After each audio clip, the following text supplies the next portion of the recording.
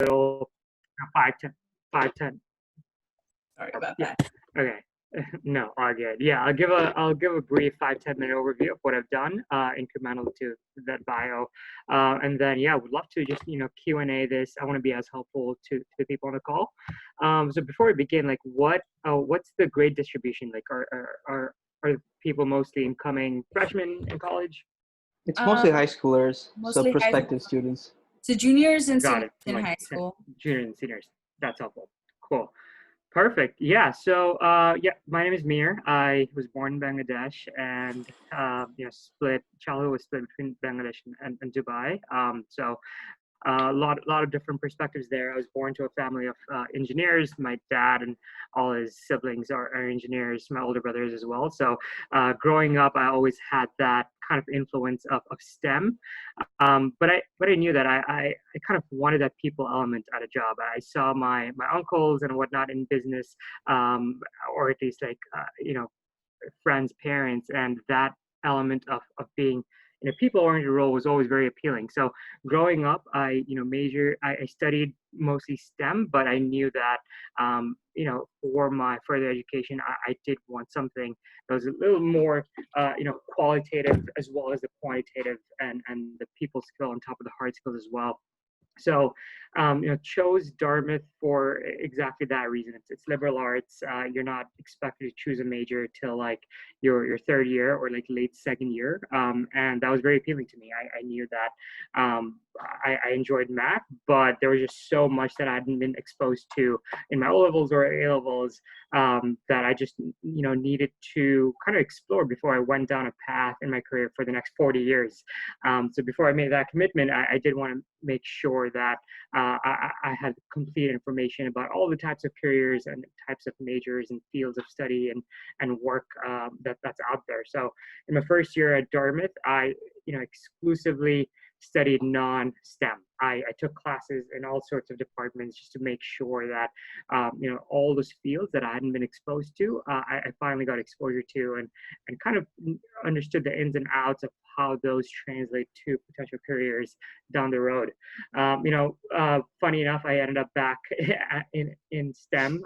It's just what my brains not hardwired, but I do have an affinity for numbers and logic. So STEM really lends itself well to that. So I ended up majoring in math, but studied all kinds of things. And for my first internship or exposure to the real work world, I basically did a ton of networking. Spoke to a ton of upperclassmen, try to get a sense of what their internships, their experience, what the day-to-day looked like. And for me, management consulting seemed like the best fit. It was a lot of data. You're working with math, but at the end of the day, you're trying to solve business problems. And business inherently is very people oriented, because at the end of the day, you do have to communicate those ideas to someone who then uses it to make business decisions, which further involves a ton of stakeholders and further interactions with other people. So that element of the quantitative and qualitative, where you don't have a formula or equation to derive or deduce an answer, but rather you can use a framework and really use your best guess at analytical methods to make a business decision, which may be right or may be wrong, but the more quant heavy you are, the more analytical you are, that does give you an edge. So that's something I quickly realized during my internship, where a lot of my peers were from liberal arts backgrounds, either in history or philosophy, that I did have an edge when it came to just that data structure, that data rigor and analytical rigor. So for me, it checked the boxes for both the qualitative, the quantitative, the learning of different concepts, and yeah, it just seemed like a great place to start my career. And I didn't really know going into college that was possible. I didn't really know when I was in Sunnydale or middle school generally that you can kind of straddle both ends, where you can be heavily involved in STEM or math or analyses day to day, but at the end of the day, communicate that to people. Because I've seen my dad, and he was buried into power circuits for 25 years. He was an electrical engineer, and I didn't want to do that. I wanted some component of that, but I did want to, at the end of that funnel, have that human component. So went back for 3 years after college, lived in Boston, and had a great time. Learned a ton. I got exposure to 20 plus business models on 20 plus engagements. I learned a ton on different industries within tech, media, and telecom, and yeah, made a lot of lot of good friends or even mentors, because that ultimately business is oriented around people. So some of those people that I work with are still mentors or very close to me today, and they've helped me tremendously throughout my career. So did that for 3 years. Decided while I enjoyed giving advice and recommendations, which is consulting generally, you are just an advisor. I wanted to place bets myself, make investments myself, invest in companies myself, because I did feel like my 3 years there and the schooling I had leading up to that had prepared me to be very shrewd about investing. And I'm happy to dive into how either math plays into that or in different kinds of investing. But essentially moved out of the Bay Area last year to pursue investing in venture capital. So looking at startups and taking minority shares within those companies and really trying to get a sense of if they're going to succeed and become the next Uber, Facebook, Google. So that's kind of what I do. Really enjoyed both my roles, and I think my background generally in academics, but also the mindset and the deep fundamentals that I got from my math major helped tremendously and continue to help me not just in professional life but also in personal life.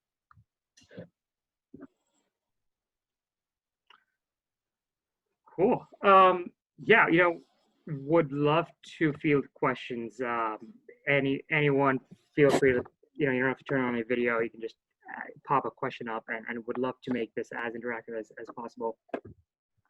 So I think something that I'm sure everyone would be very interested to know, because they're right Yeah. now high schoolers. So could you talk a little bit about like the subjects that you took in high school, and what did you think you wanted to be when you were in high school before you were exposed to college? Yeah, I thought I wanted to be a physicist. I thought I wanted to be very deep in theoretical physics. I love physics. So my in starting in high school, I very much focused on just hard sciences. O levels, I just stuck to like seven subjects. I didn't take that many, and all of them were like math, applied math, physics, chem, bio, and the ones that were required by the counselors at Sunnydale. And then A level was those four: math, physics, chem, bio. So I was very much focused, took a few subjects, didn't want to take more than that. And I knew what I wanted. I knew that those were the, most exciting to me and the ones that were perhaps the hardest to build after college. And it's much easier to start, those fundamentals at an earlier age. So throughout high school, I just focused on the physical sciences and math. And yeah, to answer your question, I thought I was going to be in physics. Um, I was a nerd when it came to physics. I was reading like college, university level books in a ninth, 10th grade. I got, not to brag, but just a reflection of how much I really liked physics. I got world highest throughout, like O levels, AS and A2 in physics, because I was just a geek about that. And that's what I thought I want to do. I wanted to be a physicist and maybe astronomy. Loved Stephen Hawking growing up, read all his books, and yeah. So I thought I was going to be in physics or astronomy, but again, this was something that I was struggling with throughout high school. Like, does this pigeonhole me into a career where I'm just stuck in a lab all day or teaching classes, which is not bad. Like, a lot of people love it, but it's just not my personality. So high school that's what I thought I was going to be, but then again, I had my own internal struggles trying to figure out if that's the right one. So someone asked, what are your top ECAs? So maybe if you could answer this question both like at high school level and also throughout college, because I think you mentioned that you were involved in a lot of student groups and everything. So that would be great for everyone to know. Yeah, absolutely. I was much more involved in college than I was in high school. In high school, I was pretty much just zeroed in on grades, and that's something that for especially the juniors, on the call, I realized over time, and this is not something that either Sunnydale or a lot of schools, emphasize or really know about at that level is you don't have to have a bunch of things to stand out as an applicant. It's much better to have one or two ECAs and really stand out. So in high school, I ended up doing, a bunch of like low commitment things. I played soccer. I was, captain of the soccer team at Sunnydale. I, did volunteering where I could. I did Model UN where I could. So a lot of these like scattered things, I'd say 5 or 6 that were constantly changing depending on grade. And I realized that, listing all of those on my resume during my college admissions, I thought was helping me a ton. That hey, look, I'm spread out across like 5 different things. I'm so involved, but having gone through the process, having talked to my peers, and then now I actually have my own pro bono startup that helps students from Asia and Africa get into college, and that's what I've found to be most helpful. Pick a few things and go super deep. So for me, to answer your question, in high school was just a bunch of different things oriented around sports, volunteering, Model UN. I straddled in debate for a bit, didn't really like it, and yeah, so a lot of different things, and not a few core ones that I could you know kind of show in a meaningful way where I've grown throughout and had leadership positions in. So that was high school. In college, yeah, did a ton of things. Did research mostly around research for business school professors. So did research throughout my college time for 2 different schools at the MBA school, and then I was, social chair of my fraternity, very social with my senior society. When I worked on campus, I was very involved with the International Students Club. So yeah, in college, I'd say I got much more focused and split my, extracurriculars into 3 different buckets. One was sort of co-curricular, everything that's going to help me, further my understanding in my core subjects or in my career, and that was for me research. Then the second piece was purely social, and that's really to develop the EQ, the interpersonal skills, and I got very involved with my fraternity and senior society. And then the third bucket would be sports. I was in the club swimming team, and I did that throughout. Absolutely loved it. It was a great way to stay in shape. It's competitive, and yeah, you make a ton of friends and learn a lot as well. So I guess I have one question before we start taking questions from the audience. Yeah. This is going off of a tangent on what you said. So what was your experience like in a frat? Because we get these questions quite a bit, and I have zero experience Yeah. with a frat. I'll just run it by you. Yeah, absolutely. So I was very concerned about Dartmouth generally because a lot of people are in fraternities. So when I got in, and my parents were kind of concerned, I was concerned like, hey, so many people, 60% of the student body is in a fraternity. Like, am I going to fit in? Is that right for me? Like, do I really want to be engaging in all these negative activities that the internet publicizes so much? Yeah. So I went in with an open mind. I wasn't dogmatic about no, I want to absolutely be in a fraternity, and I wasn't sure that I'll be in one as well. So for me, it was just about taking my time to join a fraternity. I didn't join right away. I took a year. It's almost expected at Dartmouth, and I'm lucky to have been in a school where the Greek life is. They really encourage you to not rush into it. In a lot of schools, you're expected to join a fraternity within the first 4 or 5 months of entering college, but at Dartmouth is encouraged that you take at least a year to understand if this is what you want, because it is a big time commitment, both financially, and it's a big time commitment, and also financially, and you're getting into something that might be a significant portion of your college time. So I took my time. For me, the decision to join a fraternity was really based around the group of people that I knew. I was hanging out with a lot of my friends who I met throughout my first year there. That just happened to be in the same fraternity. And so for me, I was approached by some of the upperclassmen. They're like, "Hey, you're hanging out a ton with us, and we really like you. Why don't you join us? It's a more systematic way to have a house, a sense of belonging, a brotherhood, and you automatically have access to 60 students on campus that are there for you when you need them, whether that's help with your studies, socially, help with whatever, finances. They're there for you. They're going to be your core friends, and you also have a ton of connections.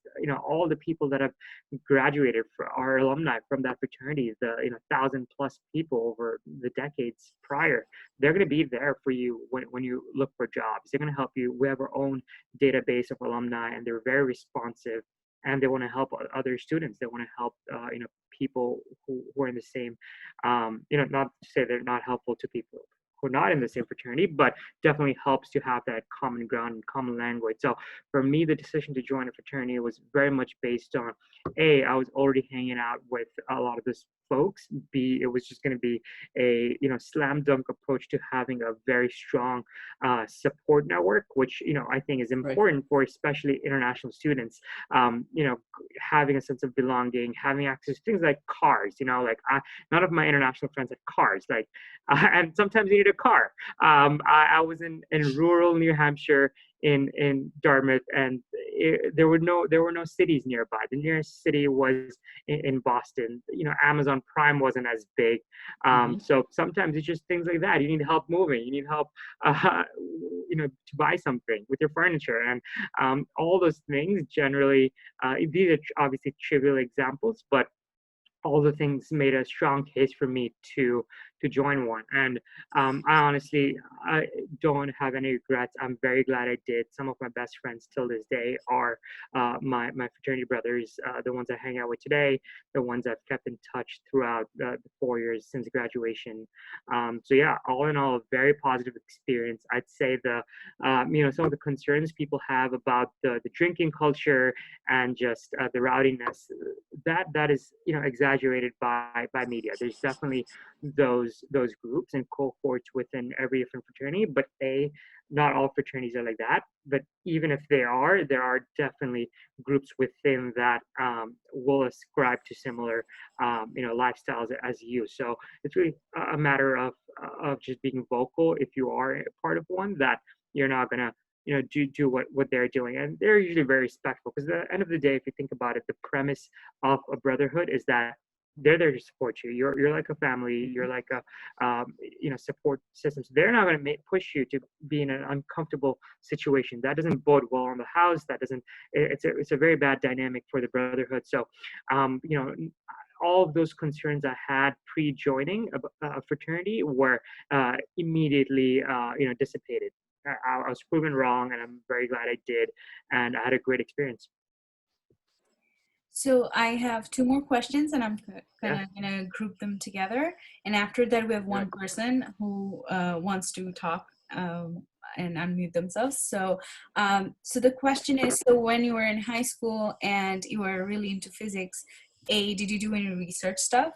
And the second question is: so you were this person who was very much into physics and astronomy, and then you go to college, and slowly you start shifting your career choices.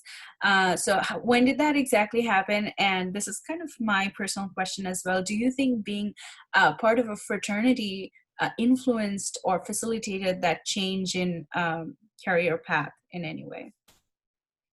yeah, great. I'll answer both those questions chronologically. I was very much into physics, and for me, just looking back, the things I enjoyed the most about just sciences and hard physical sciences generally were that it was very logical. It was very logical. I am a guy who just naturally finds logic appealing, and breaking down, problems deductively versus like inductively. And so that element of physics, which I didn't realize till I took more classes in other departments, was really the element that I enjoyed the most. And B, I it was an exposure thing. I physics, I got exposed to it early. I enjoyed it.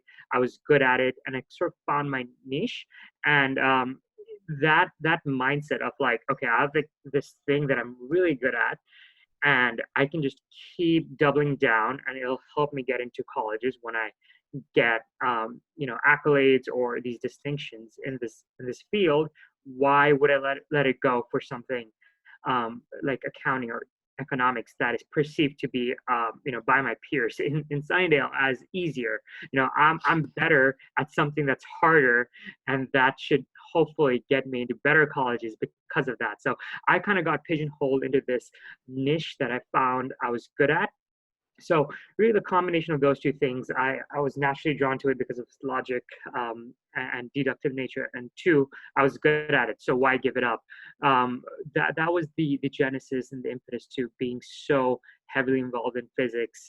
And no, I didn't do any research, but I was a TA throughout. I in my free time I was constantly learning college books, and a lot of my supplements that I sent to universities, especially in the UK, the US ones, where they don't really care about that as much. They're like, they just want to make sure you're a good learner and just intellectually curious. But definitely, when I applied to like Cambridge, Oxford, all that stuff for physics, a lot of the supplemental essays I had about all the things I did and all the things I've studied really came through, and they did appreciate that. And in terms of when that switch happened, I'd say it was very gradual. The one thing I noticed in all my classes my freshman year that were outside of physics and math is the elements I enjoyed were the same as the ones in physics. It's very logical. Even in econ, the classes I took, the aspects I liked about econ were macro econ, and then really driving into these mathematical models of what works, what doesn't. Slightly different angle than math, where econ tends to be more case study and looking at what has worked in certain countries, and not versus math is more deductive. A is true, B is true. Those two link, therefore C is true. And I did grasp with that a little bit, like where can I find something that is closer to what I naturally find interesting. And for me, yeah, and this leads to the next question. My peers did open my eyes up. I always thought of consulting and investment banking as, oh, this soft stuff where you're really just talking with people and not really as smart as the people who are going into engineering or hard sciences. And just some of the smartest people I've met, some of the most hardworking, smartest people, logical people were in those fields, and a lot of them were in my fraternity upperclassmen. So yes, that definitely did influence me. It didn't. I think I would have still ended up where I did, even if I wasn't in a fraternity, even if I had different friends, because I was so open to exploring other careers and other fields. But at the end of the day, I realized two things. One is it doesn't really matter what you study in college for the world of business. There are definitely fields where your undergrad matters a ton. Maybe political science or pre-med to a certain degree. Although I have a lot of friends who are like history or art majors who are now in the best medical schools in the world. And what I realized for the world of business, you don't really need to hone in on a major. Just do what you enjoy. Just pick the major that you really care about, and solve for learning. Where can you learn the most? What skills are you learning? Are those transferable to all the fields within the realm of possibilities for you? And for me, math checked the box while still keeping the option open for the world of business. And yeah, I think that just with time and exposure and having done an internship myself, all those things were validated for me. Great. So next we have someone who wants to talk. It's Srishti. She's been very excited about you, and I am gonna go ahead and unmute her, and she has some questions for you. All right. Hi. So I wanted to know about your job. I personally am really fascinated with stocks, and since I'm really into economics, so I wanted to know about just what you do in your job. And for someone who would want to pursue a career in something like that, what according to you, what do you think are the probable risks of pursuing such a career? Yeah, that's it. Great question, Tristy. Thanks for that. Yeah, so I'll break down what I yeah I'll talk through what I do at my job, what I do in my free time, because I think that covers a lot of your questions as well, and then some of the risks, particularly around macroeconomic risks, as we potentially reach a recession driven by this pandemic. I think in terms of what I do, I'm involved in investing in both my daytime job, but also I am personally a big stock trader on my, just personally on my own time. So in my job, I don't. It's not working with stuff. It's working with companies. It's very, it's very people driven, and you're just talking to startups that are maybe four people and an idea and maybe a product that works, and you're meeting hundreds of these. You're meeting hundreds of these companies a year. You're looking for them on the internet, or you're just finding ways to discover these gems, that these people who have built amazing products, technology products, and they are trying to be the next Facebook, Google, and whatnot. And most of them are not going to be, but some might get close. So my job, primarily hinges on finding those gems. So finding these companies and then just doing due diligence of them, looking through, okay, what problem are you trying to solve? What product have you built? Has your product gotten any traction? What are your financials like? Do you have a business model that'll eventually lead you to profitability, even if you're not profitable today? Who's the team? So in my day-to-day, I'm often A, finding these companies, and B, once I do, doing a ton of diligence. Who should we invest in? Which company can we invest a little bit now to get 5% stake in, and that turn into a really huge amount, a decade from now. Very forward-looking, very futuristic, cutting edge of technology, often in data infrastructure, software, biotechnology, consumer internet, logistics, AI, autonomous, self-driving cars. A lot of these fields. That's what I'm doing during my job.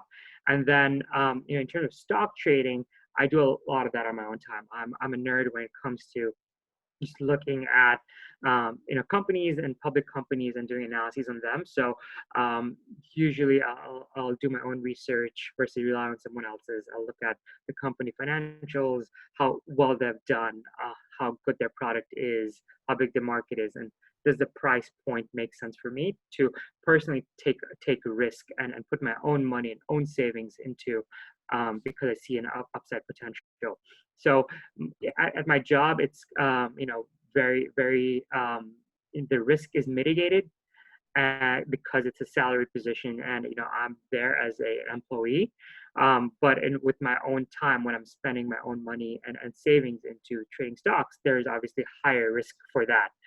And so, depending on which part of investing you're interested in, broadly speaking, there are two different types: private investing and public investing.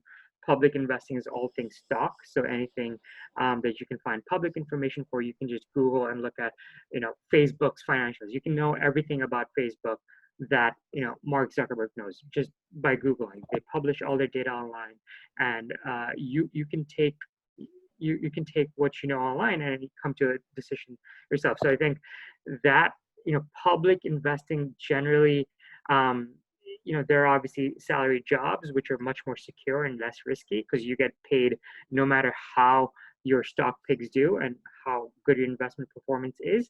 And private investing has its own set of risks and rewards, but often not tied to macroeconomic cycles, because you're trying to make a bet on something that's 15 years down the road, right? Like some of the companies we're investing in, these startups, they're like two guys in a garage who've built a great computer vision or a lidar that'll detect with a slightly better accuracy movements in pavement and objects that jump out that might be in 15, 20 years used by self-driving cars. So those, the risk is very hard to, assess from a macroeconomic perspective there. But yeah, absolutely. If you go into hedge fund trading or stock trading at like a Goldman Sachs, those are, great companies, but 2008 is a great example where even some of the biggest banks in the world had massive layoffs. So I generally, my personal opinion is the risk for the finance sector is not that big in the next, call it 2, 3, 4 decades. I think our financial systems are very strong now. They're very robust because of policy changes from 2008. So a lot of the concerns I had when going to college, hey, if I go to Wall Street, will I just, get laid off at some point? Will there be a financial crisis? I don't think any of that is relevant anymore, because our financial institutions are very strong. So generally, I think stock trading, hedge fund, and investing in public markets, it's generally much safer than it used to be a decade ago. And yeah, I personally would recommend, if that's something that interests you, like looking at stocks, looking at companies, analyzing them, and then coming to your own decision that, hey, this is actually a company that is worth much more than its stock price reflects. Let me buy this stock because I think in 5 years it's going to double or triple. Then yeah, I think that's a great career to go into right now.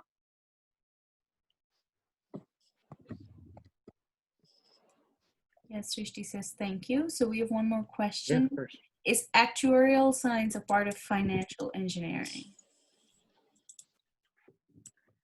Yeah, so actuarial science is very much around building probabilistic models to assess risk.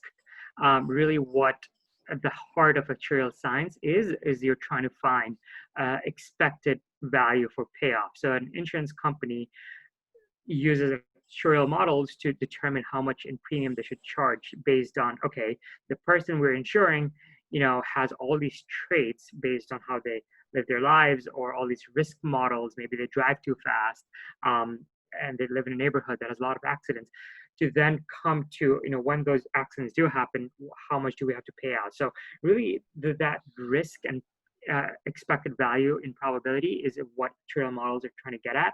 So in a sense, yeah, it's sort of like financial engineering, although in the typical sense, when you say financial engineering, it's more tied to not the risk element, but just finances. So the profits, the costs, and just looking to how those change and trying to use different methods to maximize gains, whether that's hedging with certain instruments, or a great example would be in private equity. Private equity is essentially where you're buying companies for 5 years, you're improving their operations and then selling them for a higher price. And financial engineering in that realm would be, how much debt do you use? Interest goes up a certain percent.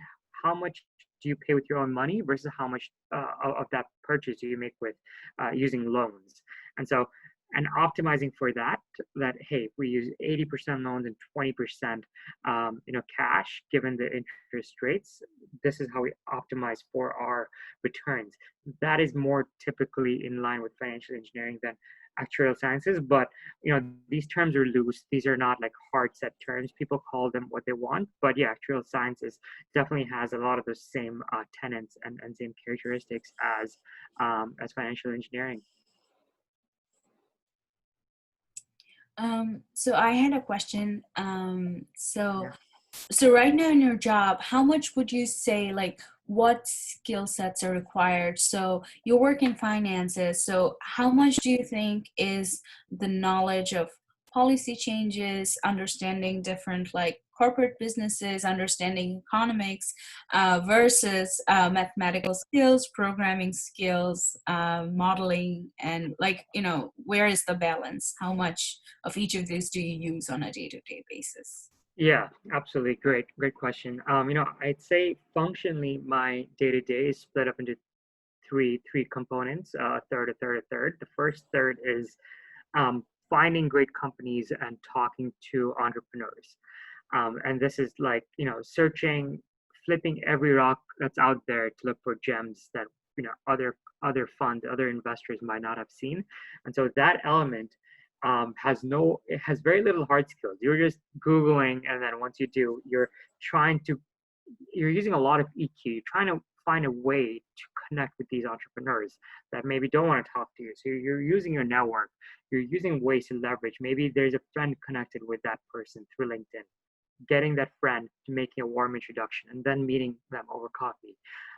Back when meeting over coffee was a thing, and but that third is very people driven, very qualitative, and very attention to detail oriented in these conversations.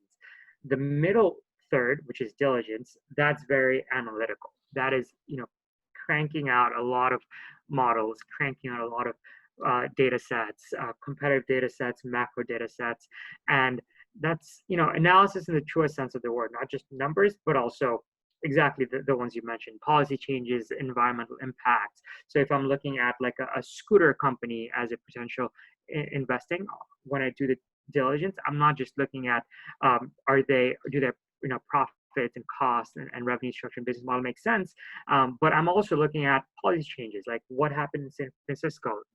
Most of their revenue comes from San Francisco. There was a bill passed a few months ago that says there are too many electric scooters out here. It's causing clutter, and so they're going to limit the number of scooters that's available on the streets. That directly impacts his business. So you're connecting all the parts of that go into creating a thesis and holistic recommendations of if this business is viable, and that component, it varies a ton. There is no specific mandate. It's a very autonomous role. So how I want to diligence is up to me. But yeah, it's usually a mix of analysis, doing research, and then reading up on a ton of legal stuff, compliance, regulatory policy changes, and then eventually writing a write-up, whether that's in a Word doc or a PowerPoint deck that summarizes my findings, my thesis into a recommendation for the partners and the senior people to then put their money into these businesses. And the third aspect is once we do invest in these companies, helping them scale, helping them get better. And that is I wouldn't call that either soft skills or hard skills. It's a completely different bucket of skills, and it's just being scrappy. Being scrappy, being very nimble, being very agile, being there for them. If they call you at a certain time, no matter when they call you on the weekend, and they're like, "Hey, we need help with this," figuring out a best plan to help them with, either introducing them to someone else or helping them think through strategy, or how to best, roll out a product, go to market, pricing, how much should they charge for their customers. And that would fall on us as the investors as well when they come to us and say, "Hey, you've done a lot of these investments, you know what price works, what doesn't. Help us think through the best price point." And that can be qualitative, where you look at competitors and see what they're pricing at, or it could be very quantitative, where you make survey and build these models of that predict willingness to pay. So in terms of what kind of skills I'm using in my day-to-day, I'd say, yeah, a mix of, analysis and knowing the content, having seen a ton of other business models, but also very heavily on EQ, the people skills, and getting a sense of like if they're going to be a good partner, getting a sense of if they're a good investment, are they visionary. So yeah, a mix of hard skills and soft skills. Great. It sounds like you have to be good at a number of things at the same time to do what you're doing. So I have another question. What majors in universities would complement a career in financial engineering? Yeah, I'd say econ and math are very strong. I'd say in any sort of major is good for financial engineering, in that if you have good grades. So if you find electrical engineering really hard, and you're going to end up with a 3.0 or a 2.8 GPA, and if you find econ much easier, and you're going to get a much higher GPA, like a 3.7, 3.8, then yeah, take the econ major, even though it's not as econ majors, I'd say, very close to some of the harder science or math or applied math for financial engineering. And so that's a trade-off you need to make. Study what you're good at, what you find interesting, and you're going to be good at what you find interesting. So don't push yourself through a major that's hard because you want a job. That's what a lot of people do that. A lot of people do that. Most of my international friends did that. My brother did that. He studied electrical engineering. He hated it the whole time. His grades sucked. He wasn't good at it. He did it because he thought he wanted to be an engineer. Then he was an engineer for a year. He hated the job. Now he's in business. Now he's doing consulting. And all that just wasted. All that time studying something that was hard and not interesting, just absolutely wasted. So I'd say I want to be careful not to answer your question directly in what majors complement, because the most complimentary is when you're thriving and learning a ton and enjoying it and having enough time outside of classes to do the things needed to prep for interviews and prep for networking. So I'd much rather have, when I'm interviewing candidates for these jobs, and I've been very involved with recruiting at both my companies, is I'd much rather see a person who has a less relevant major, but has really done well, has done things outside of their school, outside of the classroom, and has a lot of polish, has a lot of, they know what they're getting into, they're very good during the interviews, than someone who has the most applicable major, but just absolutely, didn't like it, and because of that, the grades weren't as great. They were in classes all day and didn't really do much outside. So I think a less relevant major, but a more holistic college experience is much more valuable to employers in any field, but especially anything related to finance, because it's so people oriented.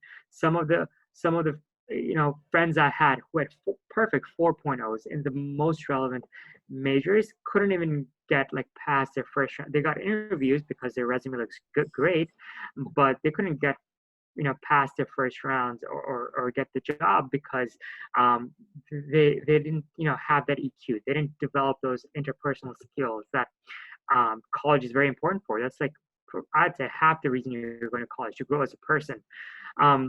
But yeah, generally econ, math, engineering, any sort of engineering, doesn't matter, mechanical, electrical, any sort of engineering, math, econ, something that shows that you can get by with numbers. You understand numbers, you're good with them.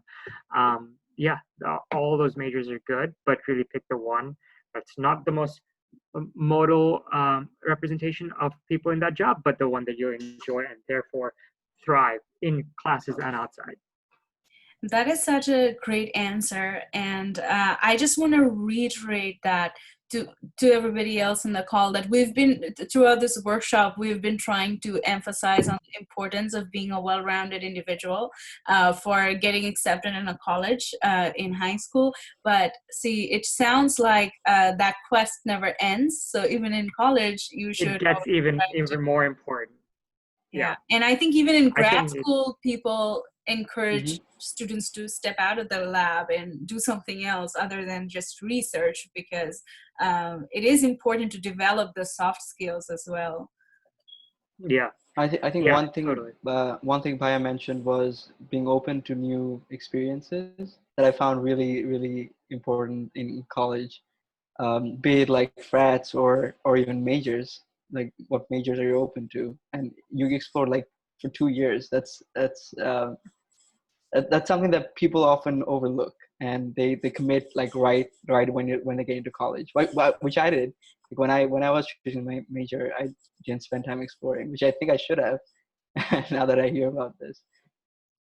Yeah, I don't want to take all the credit for myself. Like, I did have an example, and my example was my brother, who did what I didn't want to do. I wanted to avoid what he did. He studied something from day one. He hated it. His grades sucked. He hated the job that he was best positioned for after, and his life sucked for 5 years.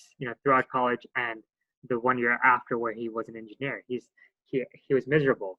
And so pretty early on, I realized that um, you're 18, like when you join college. Like, there's no way you can have a good sense of where your true passion lies. And even if you do, those might change. And even if those don't, the world might change. Something you do now might be absolutely obsolete later. So instead of like trying to just think of like this pandemic that just came out of nowhere.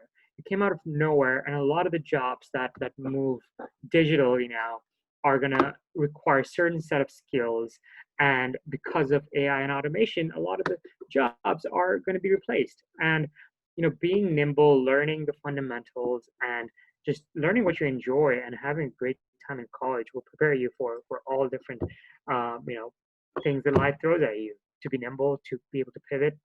So I definitely saw that in my brother, and I knew that for me at least, it was very important to find um, not something that I was told to do because it's a good, stable profession that pays good money, but something that I truly enjoy. Because I think when you look at payout, both happiness and financially, it doesn't matter what field you're in. If you're really good at whatever you do, you're gonna be successful at it. It doesn't have to be engineering or medicine. It can be any sort of career. Absolutely. So we have 10 more minutes. I have a small question. So I think someone asked that about actuarial science and financial engineering. And Srishti has asked again, what about operational research? How much does that have, or does that have anything in common at all with finance or financial engineering? Yeah, would love to hear what you mean by operational research. That might mean different things in different contexts. So yeah, would love to hear about what you mean by that.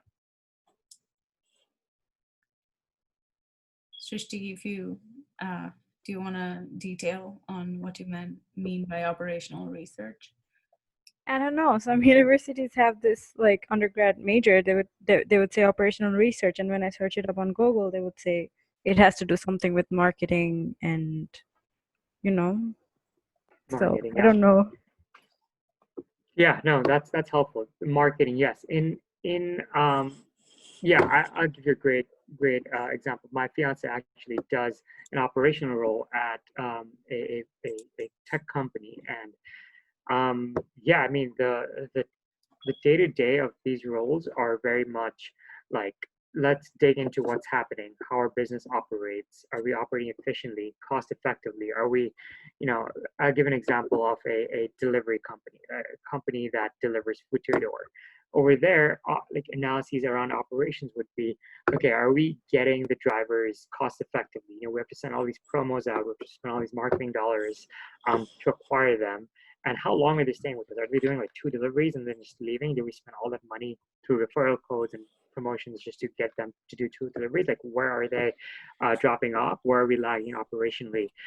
Maybe it's a bad user experience on phone, or they're not getting, the payment model is not quite right. So, operational, all thing research analyses is usually to do with looking inside a company and dealing with making sure that it's operationally effective in terms of cost efficiencies and optimizing for profits. And honestly, like, yeah, math and STEM might help for that kind of stuff, but as long as you have some core classes in math and have the ability to demonstrate that you're good with numbers, you can major pretty much in anything. Like my fiance say, economics, and now she's like a pretty, and she never like programmed or coded in college, and not even in her first job. In her second job, now she's a really good coder. Like, as long as you're a good like learner that has like the fundamentals, most employers recognize that these days. The two of the biggest tech companies in the world, Apple and Google, last month both announced that they don't need people to have bachelor's degree anymore. Right? Like, it's wild, like how much people care about skills and ability to learn over what you major in. So really the common theme for me over the last 55 minutes here, and the one takeaway, the big takeaway I want all of you to take away is, solve for learning, learn as a holistic human and not just in your classes. Really be open-minded to different things, really explore what you like and pursue that, because if you do what you like, you're going to be great at it, and a major is not going to stop you from pursuing, unless it's something that's like super specialized. But apart from that, just really apart from academia, I'd say, yeah, just study what you want in college. Make sure your fundamentals are solid in terms of logic and a few math classes here and there, and then yeah, just show people that you're a quick learner and that you're willing to learn and you're very intellectually curious. That for me has worked the best in all kinds of jobs that maybe even have qualifications that I don't meet um, on like the job descriptions, that I don't meet half of them, but I end up doing super well in the interviews. When I'm able to demonstrate that, hey, look, I might not have these exact things, but I'm a quick learner and I'm very curious about X, Y, Z. So Ryan asked about, is it possible to pursue a career in venture capitalism and angel investing after studying financial engineering? So kind of jargon Yeah. to me. I don't understand what they mean, but Yeah, no. These are great questions, and that's exactly what I do. And for everyone else on the call, venture capital is usually referred to. Jobs in venture capital are where you are part of a company usually, and you are in charge of bringing great deals. And what that means is you've looked at a lot of companies, you've assessed them for how good their technology is, how good their team is, and then you present those to your partner. Angel investing, on the other hand, is completely separate from any employer. You just do that on the side. So it'll be an example of my cousin just made a product, a startup, and it's just him. He spends 20 hours a week on that, apart from his job, and he wanted some funding. So I would give him, a certain amount and say, okay, let's agree that I get, 10% of your company or 20% of your company. Most likely it'll be worth zero, but if it does, I have a huge upside. What if he's the next Google, or what if he's the next Facebook? And then so that's angel investing. That you have, there's no absolute correlation of what you study with your success in that field. That is just a matter of taking a risk, depends on your risk appetite, and usually comes a little later in your life when you've accumulated some capital and have had some savings, and then you do it on your own. Venture capital, on the other hand, working for a company, that is, yeah, absolutely uncorrelated as well with what you study. The biggest correlation that I've seen is um, being a content expert at the field that the venture capital invests in. So if I'm applying to a biotech investing firm, biotech venture capital, and all they do is invest in 20 biotech companies a year, hoping that one of them becomes the next Amgen or the Moderna or all these like large biotech companies, that company will much rather have someone who is a PhD in biotech or a master's in biotech who really understands biotech than someone like me who is a wizard in financial engineering and using math to solve finances and understand businesses. So that is the only edge I'll say. But again, that's super hard to predict where the next boom of ideas is going to be, in which field. Is it AI? Is it biotech? Is it telecommunication? So that's kind of hard to predict as well. But yeah, venture capital definitely rewards people who really understand the space in a technical way. There's an interesting question. So you mentioned that you do you invest in stocks. So someone asked whether you prefer investing in index funds, or is there a specific sector that you are more keen on investing in? Yeah, no, I have a lot of thoughts in this area. So I don't think we have enough time to like cover this, but I'll try to be quick. Yeah, no, I've been investing in all things stocks since I was 18. Since I got my first paycheck at Dartmouth, my first month, I worked at a library, made some money, and then the first thing with the paycheck, I was like, okay, I'm going to invest in stocks. This is, I might lose it all, but it's a little amount of money. There's not much to lose. I learn a ton. It's interesting to me. So I've been doing a lot of that. Generally, my money, my portfolio is a third in index funds, a third of like stock picks that I currently have done a ton of research on, and a third on like much safer hedges against like currency fluctuations and whatnot. So think crypto or gold, silver, like all these things that can hedge my portfolio against volatilities if our financial system collapses. So, but yes, ETFs, I definitely think that's the right approach for most people.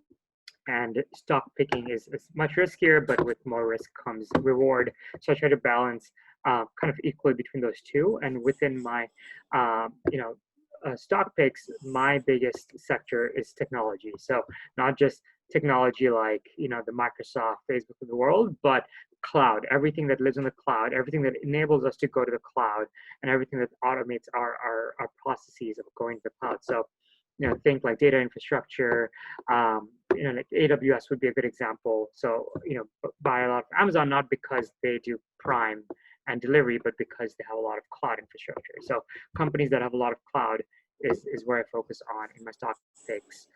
So yeah, that would be the sector and the subsector tech within that cloud. So I think we're almost at the end of time. It would be great if you can end with some words about where you see yourself in the near future or maybe in the far future. And I think some people had some more questions, and if you're open for people to reach out to you, how should they do that? So if you could say that. Yeah, no, I'll start with the latter. Yeah, Shweta, you have my email, so feel free to distribute it out to the whole group. And yeah, definitely feel free to reach out to me. I can't promise I'll get back to you in a timely way, but I will eventually. I am pretty swamped, but I'm always willing to help people, and I really do love interfacing with young people who are making these critical decisions. So yes, please feel free to reach out. Look forward to connecting. And yeah, in terms of where I see myself, I do see myself very heavily involved in entrepreneurship, whether that's being a founder myself, a serial founder, founding a lot of companies, or in the venture capital as an investor, investing in a lot of startups. So I see both of those fields kind of two sides of the same coin. One is you're putting money for people to enable um, their hopes and ambitions. The other is you do it yourself. And so regardless of the actual manifestation of it, I do see myself heavily involved in entrepreneurship. I think that's really the best way to just further our existence, just through making better, more efficient things that help all of that just reduce inefficiency. So I do see myself very heavily involved in that. I'm also very invested in education. So fixing and trying in my own small way to help break barriers and fix the broken education system, especially as we delve into a world that's all remote learning. I'm like very curious how things shake out, and I see opportunities for us to bridge that gap of income inequality driven by educational mobility. So yeah, I'd say I see myself very involved in business and investing in entrepreneurship. And on the side, I'm very personally invested in hoping we can fix educational barriers and improve people's social mobility within their generation. This has been so great. I definitely learned a lot. Yeah, same here. And thank you so much, Bhaya, for coming in. And it's a Saturday, and it's a 1 hour of a Saturday is essentially time taken away from your weekend. So I really appreciate you, talking to everyone, and I think everyone also really appreciates it. I know that Srishti, my sister, she's been really raving about that. I really want to talk to this guy, and I'm sure she has to pestered you with a lot of questions today. But thank you so much once again, and we wish you the best of luck. And maybe you'll see one of us soon reaching out to you about, I don't know, I need funding. Yeah. I have this idea. And maybe Totally. you'll invest. Yeah. So thank you so much once again. And I think I caught, I think I can see your cat in the background. And is it a It was he? around. I think she's on the Yeah. shelf. Oh, yep. I see it. Yeah, yes, that's my cat. Well, thanks a ton for having me. I really enjoyed it. Thank you everyone on the call for these engaging questions. I thought they were very thoughtful, certainly much more thoughtful than I was as a high school student. And no, I'm excited for everyone. Please do feel free to reach out if you have questions. I want to be helpful. And yeah, good luck with all that's to come for the incoming, freshmen. You'll have a great time. And I'm very excited to see where you all end up. And yeah, the juniors and sophomores, if they're on the call, yeah, don't worry, you'll do great. And yeah, good luck with everything, and let me know how I can be helpful. Thank you, man. Thank you. Bye. Take care. Have a good one. Bye. Bye-bye. Bye-bye. All right. So I think that's the end of our session. I think it was a great session. This is one of my favorite. This is my favorite segment out of the 4 things that we do, where I have to do very little work, but I get to learn a lot. This is probably my first experience with someone from the financial engineering industry, and it's really a lot of things to learn. It's very eye-opening because these are the people who actually get the world running. Science doesn't happen without money, and that's where all the money is, in the finance sector. Srishti is raving about how these people can be really rich. So I hope this was a very nice addition to our lineup. I'll just add to what Bhaiya was mentioning about operations research. I think Srishti asked the question. So in my experience, operations research has been a lot of math, which he sort of mentioned, but then he was trying to emphasize on the, I guess, the business side of things. I think so. Operations research major entails a lot of math. So I have taken some RP courses, operations research courses, and most of them were heavy on the math side.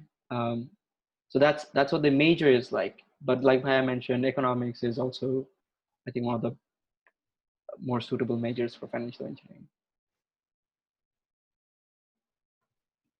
আর তোর অন্য কিছু পড়া উচিত না আসলে economics পাবে. That's what I think. Anyways, all right. 205, is it related to data science, data analysis? Orphe is a mixture. It ranges from business courses, right? So non-technical courses, what Bhaiya refers to as soft skills. So it goes from those soft skills to developing hardcore math, which even engineers don't take. So it's a very wide range of courses out there for operations research. And some of those courses are, so Princeton or Cornell, some of the required Orphe courses were optimization, like mathematical optimization and a bunch of other math intensive courses. So it's not related to data analysis, but related to math. So it depends on the university. Operations research, it's a vague umbrella term that combines a bunch of different courses from different fields. Yeah, and I think the biggest takeaway from his major doesn't matter. Was that major doesn't matter, particularly in the finance sector. I think it's not just Srishti. It applies to everyone on this call right now. আমাদের আইডিয়াটা এখন তোমাদের আইডিয়াটা আসলে in fact when I was applying I had the same idea too, that at a hard cut off আছে mechanical engineering মানে এটা, electrical মানে এটা, financial মানে এটা, physics মানে এটা, chemistry মানে এটা. It's a spectrum. It's not defined very well. আমি মেকানিক্যাল ইঞ্জিনিয়ার হয়ে আমি হয়তো একটা জিনিসে ফোকাস করতেছি that even the person next to me who is also a mechanical engineer doesn't even know about.